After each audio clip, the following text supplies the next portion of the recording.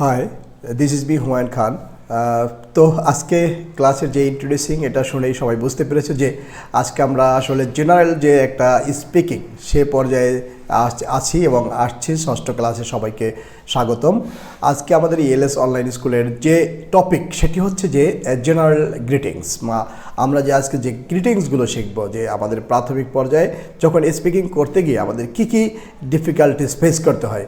তো আশা করি এই গ্রিটিংসের মধ্যে দিয়েই আমরা ষষ্ঠ, সপ্তম, অষ্টম এই ক্লাসগুলোতে আমরা যে আমাদের স্পোকেনের যে বেসিক স্পোকেনের যে মূল যে টপিকগুলো চলে আসবে।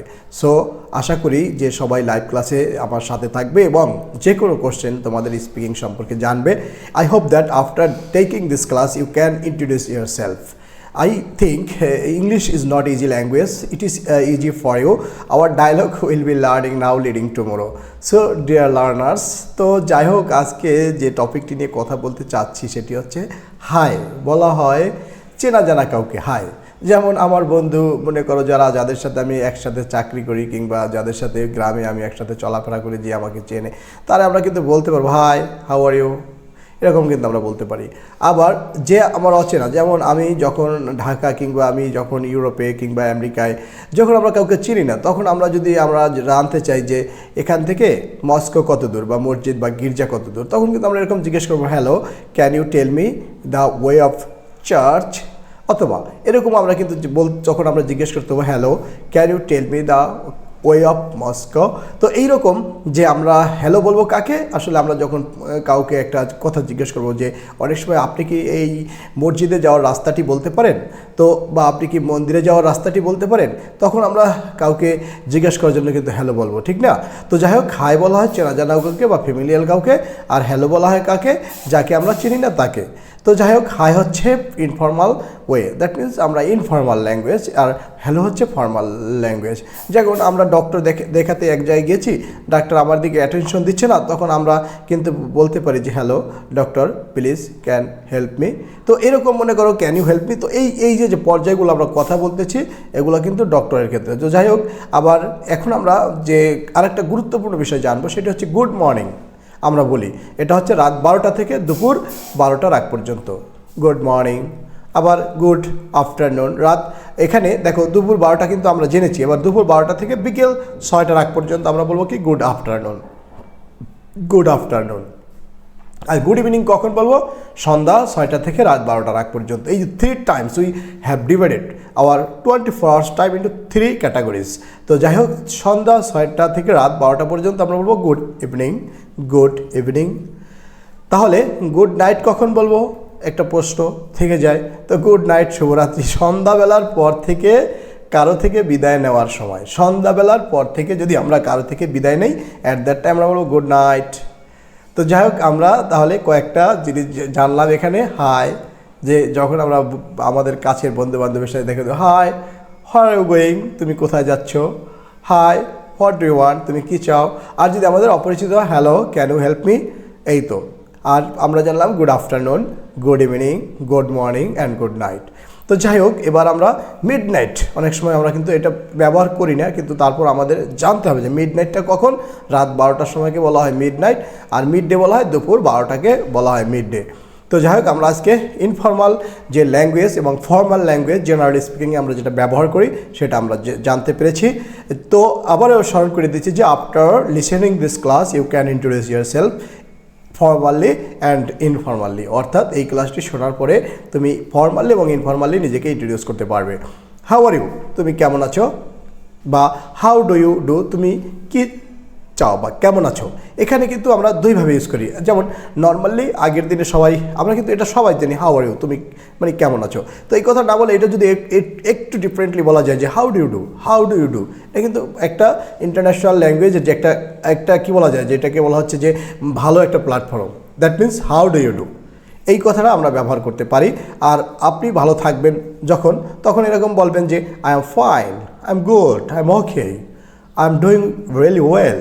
এই যে এগুলো কিন্তু আমরা দেখো যে ইংরেজির যে পর্যায় অর্থাৎ যে একটা লেভেল স্পিকিংয়ের লেভেলটা যে this is the primary level, this is the secondary level, this is the highers level, তো আমরা চাচ্ছি যে লেভেলটা একটু বেটার হোক, তখন আমরা কিন্তু আই এম ফাইন না বলে I am good, I am okay, I am doing well, I am really doing well, I am doing well, এরকম কিন্তু বারবার যে কোনো একটা thank you, I am well, not too bad, অথবা ইয়াহ অল রাইট, তো এরকমও কিন্তু ব্যবহার করা যায়।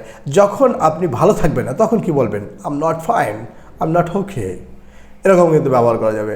অথবা এরকম যে I am not well, I am not doing well, তো এরকম কিন্তু ব্যবহার করা যায়। কিংবা আপনি কাউকে কোনো কিছু জিজ্ঞাসা বা বলতে পারবেন যে এরকমও কিন্তু বলা যায়। অনেকে আমরা ছোটোবেলায় শিখেছি হাউ আর ইউ, এটা নিতে এরকমও কিন্তু বলা যায় যে how are you doing, how is it going, what's up, what's new, how about you, what's going on, how is your day, how is your day going, how is your everything, how are thing.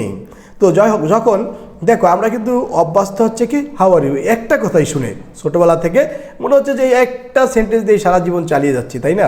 কিন্তু when you will visit America or Europe at the time someone can ask you how is your day, আপনার দিনটি কেমন কাটছে, তখন কিন্তু আপনার এমনও হতে পারে যে আপনি দিনের বর্ণনা শুরু করে দিচ্ছেন। তো বাট এটা কিন্তু মাথায় রাখা যাবে না, তখন বলতে হবে যে আই এম ফাইন বা আই এম নট ফাইন, এরকম। আবার অনেকে এরকমও বুঝতে পারে যে আমি অনেক সময় টপিক পড়াতে গিয়ে এরকমও দেখেছি যে অনেক সময় যে হাউ ইজ ইট গোয়িং, তার মানে এটা অর্থ আপনি কেমন আছেন, তখন এটা কিন্তু অনেক এরকম বলতে পারে যে যারা একটু কম বুঝে তারা বলছে আপনি কীভাবে যাচ্ছেন, তখন সে হাঁটার বর্ণনাও দিতে পারে। So please can attention on this, এইটার পরে কিন্তু অ্যাটেনশন দিতেই হবে যে আমরা কতভাবে জিজ্ঞাসা করতে পারি যে আপনি কেমন আছেন। দেখো তাহলে এগুলো কিন্তু সবগুলো মাথায় রাখতে হবে। This is the exceptional idea of ELS online school. So you have to remember how are things, how is everything, how is your day going, how is your day, what's going on, how about you, what's new, what's up, how is it going, how are you doing. তো এগুলো হচ্ছে সবগুলো আপনি কেমন আছেন। ওকে, উপরের বাক্যগুলো একই অর্থ প্রকাশ করে, আপনি এক কথায় উত্তর দিতে পারবেন I am doing good, I am pretty good, I am doing good, I am pretty good, এরকম কিন্তু বারবার প্র্যাকটিস করতে হবে। Good to see you, nice to see you, nice to meet you, thanks, thank you so much. তার মানে আমরা কিন্তু এইভাবে আমাদের এই উত্তরগুলো উপরের কোশ্চেনের উত্তর দিতে পারি। আমরা কিন্তু এখানে দুটো জিনিস শেখাচ্ছি at a time, just R asking anything to you and answering anything to you. That means we have learned here আমরা কাউকে কোনো কি জিজ্ঞেস করবো, কি উত্তর দিব, that means it is formal and it is informal. So you have to practice daily 1 hour in 24 hour. 24 ঘন্টায় কিন্তু 1 ঘন্টা প্র্যাকটিস করতেই হবে। ওই যে আমরা কেন 7 দিনে 1 দিন ক্লাস দিয়েছি, এটার কারণ একটাই যে এখানে কিন্তু অনেক একটা টপিক ধরে যদি প্রতিদিন 1 ঘন্টা করে শিখো, তাহলে আমাদের যে এখানে ম্যাটেরিয়ালসটা আছে ক্লাস ম্যাটেরিয়াল, আমরা কিন্তু ওইভাবে ডিজাইন করেছি যে একটা স্টুডেন্টের বাকি 5 দিনের ক্ষেত্রে কতটুকু পড়া দরকার, আমরা কিন্তু ওইভাবেই ডিজাইন করেছি। সুতরাং এটা মনে রাখা যাবে না যে হুমায়ুন স্যার যা পড়া দিয়েছে 1 ঘন্টায় শেষ। No, you have to practice daily 1 hour. This is the very important for you. If you don't practice 1 hour daily, at that time you cannot agree with us and you cannot accompany with us. তখন কিন্তু আমাদের সাথে accompany করা যাবে না।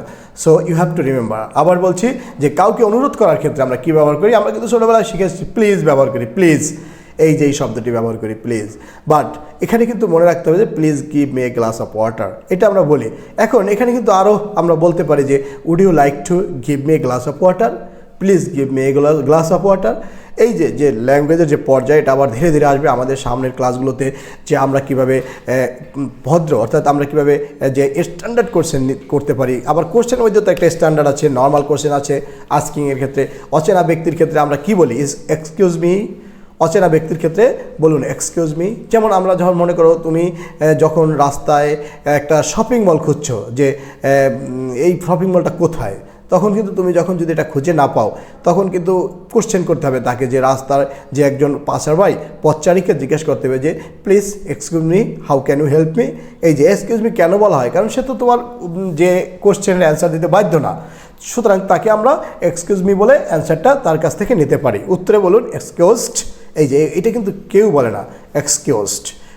সুতরাং এই excuse me এর উত্তরে এক্সকিউজড বলতে হবে, এটা কিন্তু একটা exceptional idea. So you have to remember dear learners. Now বিদায় নেওয়ার সময় আমরা কী ব্যবহার করবো, bye. Good bye, see you. চেনা জানা বন্ধুর ক্ষেত্রে আমরা বলতে পারি সি ইউ টুমোরো, আবার দেখা হবে, টেক কেয়ার, যত্ন নিও, হ্যাভ এ নাইস ডে, তোমার দিনটি ভালো কাটুক, প্লিজ টু মিট ইউ, আবার দেখা হবে, it's great to see you, তোমার সাথে দেখা হলে ভালো লাগে।